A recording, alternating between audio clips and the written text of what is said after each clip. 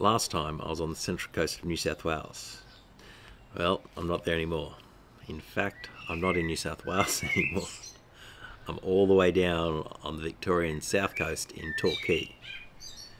After riding those tracks in the heat wave of 48 degrees in the hills west of the New South Wales coast, where my navigation overheated, my camera mount melted, and it felt like someone had put a hairdryer to my face, I diverted the plan and headed to my friend's place on the central coast.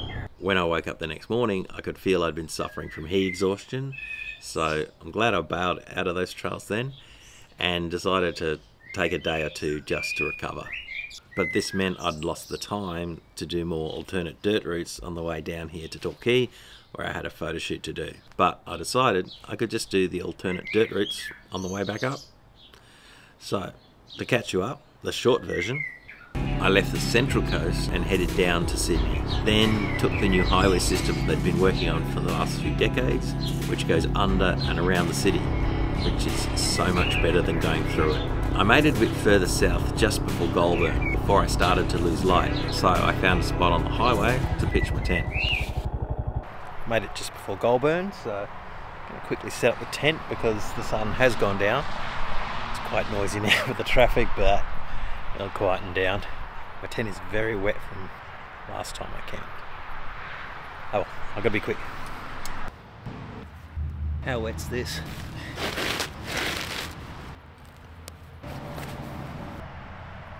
So the tent is still damp or wet on the inside, but there is a slight breeze coming through, so hopefully it'll dry out. I'll have the sweet sound of trucks all night to fall asleep to. I got up early the next morning and headed the road again to continue on the very boring but very good Hume Highway for getting from Sydney to Melbourne in the shortest possible time. It was still hot, but no heat wave. I was greeted by normal Melbourne weather. It was hot heading towards the city. Then as I came into the city, it clouded over, then turned to thunderstorms. Melbourne's weather's always good at changing its mind whenever it wants. Seeing rain ahead, I actually did the smart thing and pulled over for a while. Normally, I probably would have pushed through. I filled up with fuel, grabbed something to eat, and waited for a gap to appear in the sky ahead, which it did, and meant I only got light drizzle before making it into the surf town of Torquay. So, now that you're all caught up, the plan is to ride north through the Victorian High Country and try and ride some of those GPX files that apparently are mainly dirt. Firstly though, I've got to stop in Melbourne and pick up a rear tyre because my current one is basically on the wear indicator, and going through the Victorian High Country, I'm going to need all the help I can with grip. So, let's head north. I headed off from Torquay, the 100 kilometres north to Melbourne. Ah, the joys of busy city traffic. Really makes you yearn for empty dirt roads.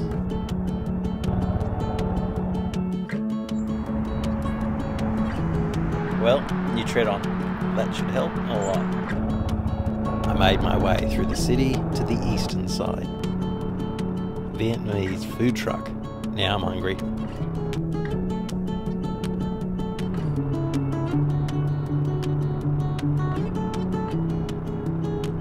I made my way off the motorways and onto country roads. The first GPX track I was going to follow was this blue one, heading east. I pulled into Ritchie's IGA for some supplies.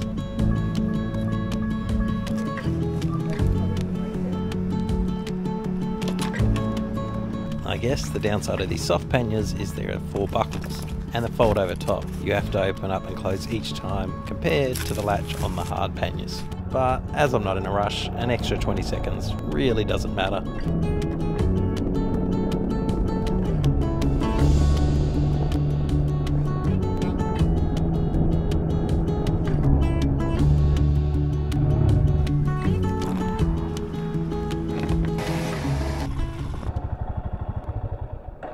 Just pulled over here at Gembrook, as this is the first place the alternate route of a GPS file I found starts. So I stopped at Ritchie's for some supplies, as I'm not exactly sure when or where these trails are going to go if I end up coming in through another town I should, but I'm not sure. So same here, I got some extra fuel on the side jerry cans in case I don't come across a fuel station between now and, well, whenever. Basically from here I'm trying to get to, I think it's Dargo, and there's a trail I've been told that it's a good one to try, comes out of there, and it's called something, I think it's a blue rag.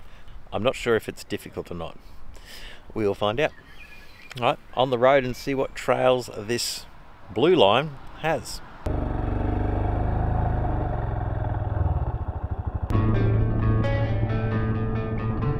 I rode through Gembrook. I took a left and then a right and onto the first dirt track. I was riding beside Bunyip State Forest. The track was lined by these rather large ferns, which gave it the feeling of travelling through a tunnel. And as I was riding past them so close, the feeling of speed increased, even though I wasn't travelling that fast.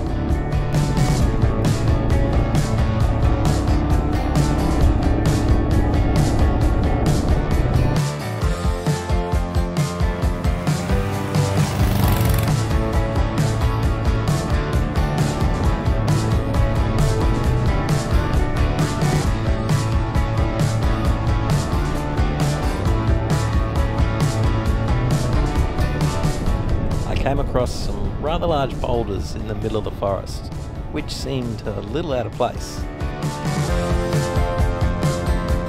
I came out into a cleared section where they have massive power lines, and you could see way into the distance where they cleared a path for them through the forest.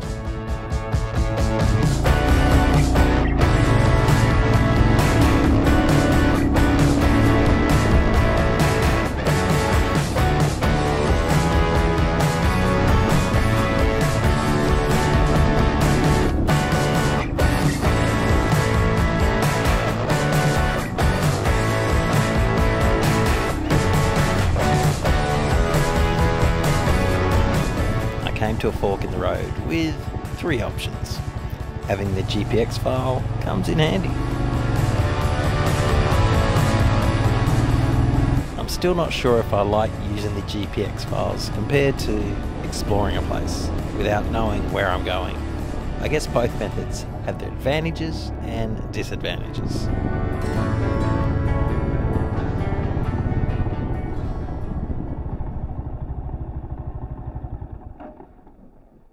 I'd say that's a win for the first alternate route today on the Blue Trail. Doesn't have a name, but yeah, I'll link it down below. I mean, if you're just getting into adventure riding, these would be fun trails to start with. They're safe, there's, you know, I haven't come across anybody, and just cruise through them, just getting used to being on dirt. More fun to come, hopefully.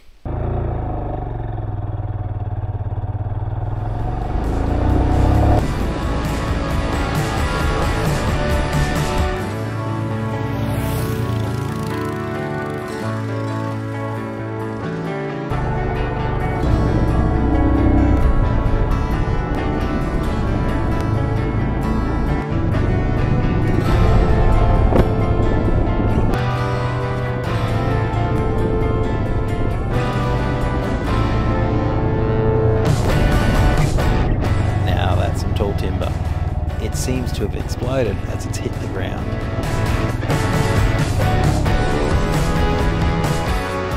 Another junction. A quick check and I was off again.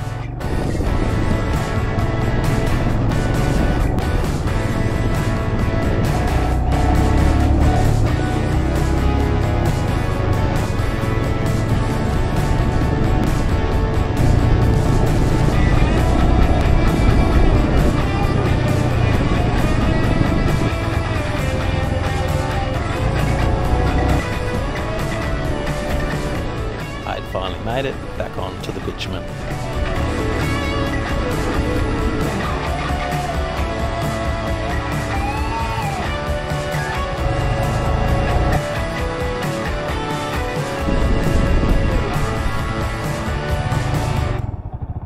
I pulled over to a lookout on the ridge and looked back at where I had just ridden through. I continued riding through the country roads and passing in and out of a few small towns. A quick breathalyzer test, then more country roads.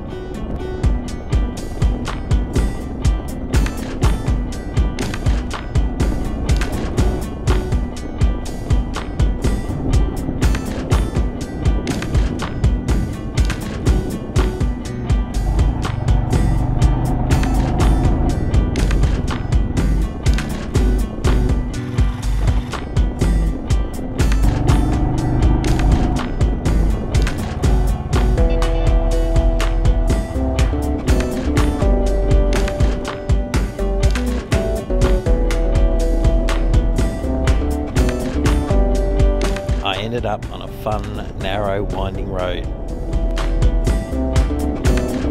The sealed winding road eventually turned into a dirt winding road. It just kept getting better.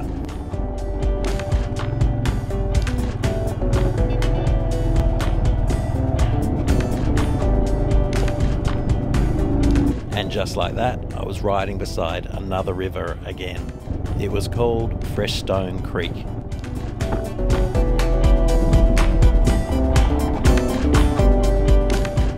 Seems there are quite a few of these dirt trails beside winding rivers and creeks. Definitely going to be on the hunt for more of them.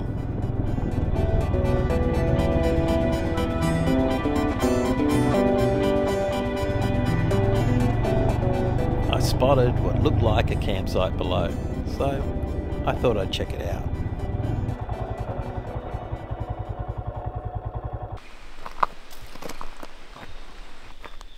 Just pulled up at one of these campsites along this little Gorge River. Looks pretty epic. This one has a swing. You'd need to clear a fair way to not hurt yourself. The water is crystal clear, so hopefully I'll find one a bit further up just as pretty as this one. I've just noticed one of my straps, the little elastic bit that goes around the end to keep them nice and neat, has slipped and the length of it has landed on the exhaust and melted. Lucky it's just the excess. Oh well.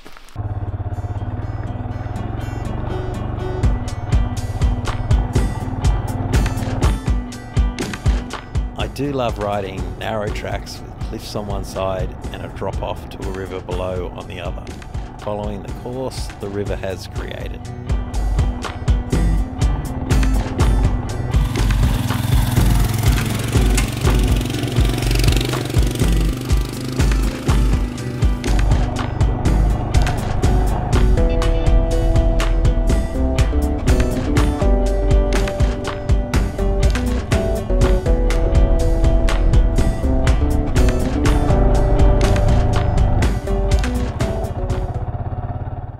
Just stopped in this part of the trail as there is a burnt out section of bush here, but there's all the regrowth and it is, I don't know, just really vibrant. It's a really silvery green and then the grey in the background. Just looks cool. So I might get a few pictures.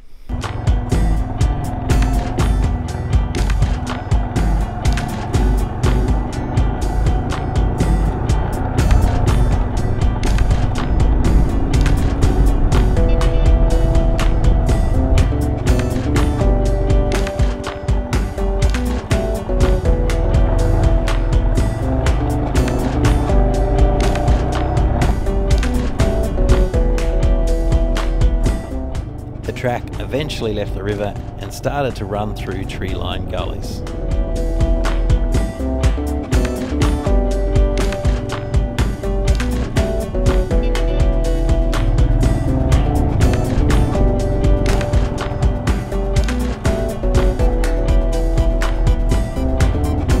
I finally made it onto the bitumen again. I slowly wound my way up the climb. Eventually I made it to the top of the hill, which opened up onto a stunning valley.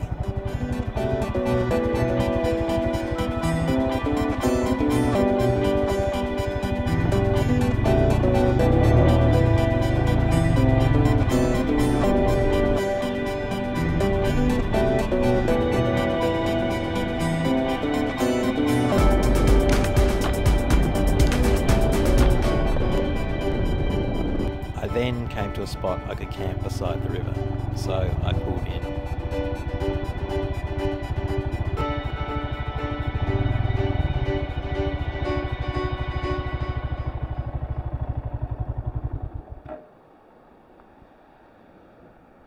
I know I'm biased, but Australia does have some pretty stunning free campsites.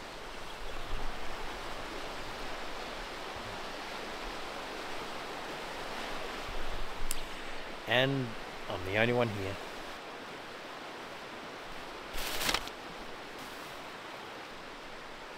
May as well go and check out what this water's like. My guess is cold.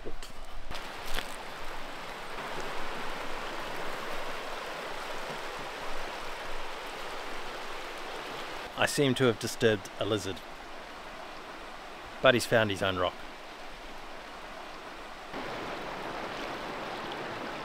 There is a fair bit of current running through this section, and it actually isn't that bad of a temperature. Definitely not cold. Well, that was a pretty good day considering the late start.